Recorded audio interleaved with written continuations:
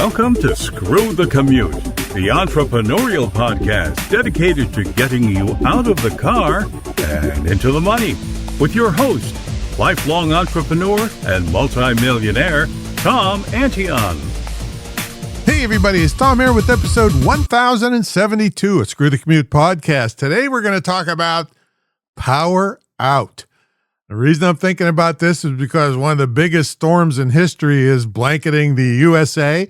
And just wanted to remind you about how you need to be prepared for this with power-wise and heating and cooling and all that kind of stuff. This is disaster preparedness that nobody ever thinks it's going to hit them, and then it does. So let's talk about that.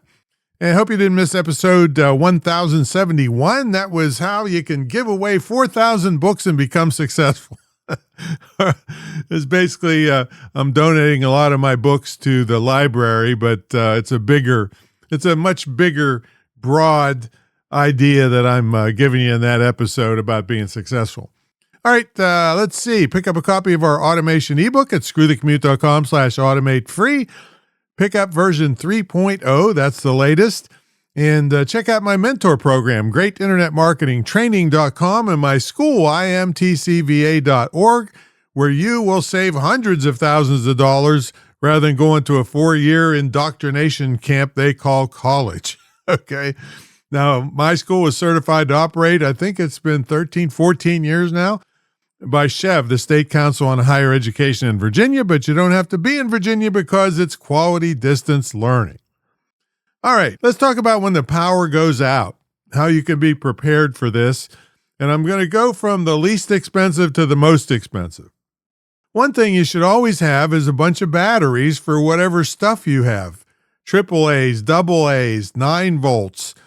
There's some other ones, 123As I have for some of my flashlights and things like that. So, stock up with batteries. I actually have two different areas in the house where I have battery stations where I'm charging batteries. I have spare batteries in case for some reason a tree fell on one end of the house. I could go to the other end and get a hold of my batteries. So, but at least have a battery station where you can charge stuff up, get rechargeables when you can. They're a little more expensive, but they save you in the long run. Okay, the next thing is small solar panels. They have these fold-up solar panels that will charge up a battery bank or charge your phone. They're not very expensive. They vary in quality, so it's one of those things that you get what you pay for. But they're tiny, and then they can be just put out on your porch and keep your cell phone charged for you. Or charge up a battery bank that'll keep other things going for you, your laptop and things like that. Now, your computers should have battery backups on them. So, that's just a safety thing for your computer anyway. If the electricity glitches or just, cycles on and off, it doesn't spike to your computer. A lot of them have a conditioner that catches any kind of spikes and smooths it out before it hits your computer. And then your computer doesn't get lost in the middle of some important document that you've been working on and keeps running. And the bigger one you get, the longer your computer will run. And same thing for your internet connection. If the internet is available, but your modem doesn't work, well, where are you? See, so those are fairly inexpensive ways to be ready to protect your electronics and to keep going for at least for a little while to shut them down properly if the electricity goes out. All right, so the next thing would be a generator. A gasoline generator. Now, this got a lot of warnings involved with these generators. First of all, never, ever, ever run it in your house. You'll die of carbon monoxide. It's okay with me if you open your garage door just above the height of one of these and have the muffler facing outside. And if you don't hang out in your garage and you can close the door between your garage and your house, it's okay to keep it out of the elements a little bit, or just put a big piece of plywood over top of it. All right. Now, the other thing about generators, don't you ever, ever, ever with a capital V, ever try to hook a generator into your breaker box. That is something that you could get arrested for. You could possibly kill one of the linemen working on the lines trying to get your electricity back. So you never, ever, ever, ever do this, except if you have what I have over in my garage.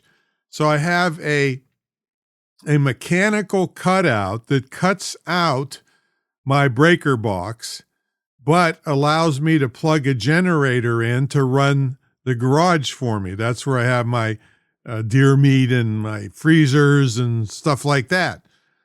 So that's one way you can, but that has to be installed by an electrician. That it's a cheap mechanical way to safely run a gasoline generator and have it power your house or your shed, or in my case, the garage is separate. So that's okay. Okay. Now the next one would be a battery operated generator. Totally safe to use in your house. You can charge it up before the electricity goes out with electricity. And many of them you can charge with solar power. So that's great because, first of all, there's no noise involved. That's another bad thing about gasoline generators. They're going to make a lot of noise. Now, maybe the noise doesn't matter so much from bothering people from the noise. However, I'm a self-defense expert and have seen some pretty nasty things in my day. If things are really, really bad and you're the only one that has electricity and they can hear that generator from a mile away, then people might come to you that you don't want coming to you. Okay. But anyway, that's gasoline generators. But the battery power generators are totally quiet. You can keep them inside. They don't make any kind of gas, and you can keep it charged up with electricity. And then if the electricity goes out, it'll run for so many hours, depending on how big it is and what kind of load you put on it. You don't have to worry about anybody hearing it or anything. Now, people will see lights on in your place at night if you're not careful about that. If it's really, really bad and you live in a bad neighborhood and there's marauders and, I'm not trying to doom and gloom you, but these things happen all the time. But anyway, that's a way to get out of the gasoline part of it. It can run forever pretty much, depending on the load you put on it, if you have a solar panel attached to it. And there you go. Okay, so jumping up quite a bit in money is having solar installed in your house. So you have these massive battery banks that can run stuff for you, even if the power grid goes out. Even doing that, you shouldn't try to run everything full blast like air conditioning and electric heat and things like that. Now, if you happen to have gas heat, then you're not worried too much about the power being out, other than the fans that blow the heat around. See, so that could be solar. Now, some really offbeat ones would be if you have a stream running very close to your house, you could put a little hydro generator in it and have constant power just from the stream running, unless it freezes over and then you're stuck there. And if you're in a windy area, you could have a small wind turbine up. Now, I'm not in favor of wind, all these gigantic towers that are it takes 20 years for them to pay back, and in that time they're broken and not generating any wind or wind power. So I'm not in favor of those. But if you had one or a couple in a ranch or a place where you have a lot of wind constantly, why not? They're not that expensive for small ones. And another thing, you should know what an inverter is. An inverter can take DC, which is like batteries, and change it into AC, which is like where you plug in your laptop or a toaster or a coffee maker or something like that. Now, you do a toaster and a coffee maker too much, it's going to drain your battery in no time. But I keep a little one in my car, which I can stick into the cigarette lighter, and have AC power if I had to run an electric drill or something that only took electric or normal AC power like is in your house. I can run it from my car. And you can get really big ones of these. I have a much bigger one in my hunting trailer back there. So those are things you can do from least expensive to most expensive. Now, let's talk about heating and cooling. Well, everybody's worried about staying warm in this latest storm that's coming across the country. So one thing is you could have a fireplace and wood, or you could have a wood stove. Like I have, even though I don't have a wood stove or a fireplace that's usable, my podcast is right in front of the fireplace here, and you couldn't really use the fireplace.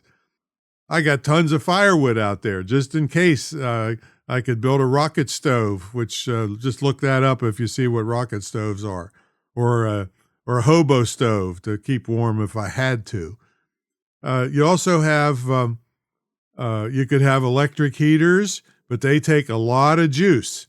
So you're going to drain your power very quickly with electric heaters, but electric blankets don't take that much. Electric throws, they're very low wattage, so you could run them off an inverter if you had to. Hand warmers, you have electric ones that'll last quite a few hours, and if they're charged up before you need them, but you also have the ones that take the lighter fluid, and they go for hours and hours and hours, and they're really hot. It's hard to get them started, but once you do, they last for a long time, and they're super cheap.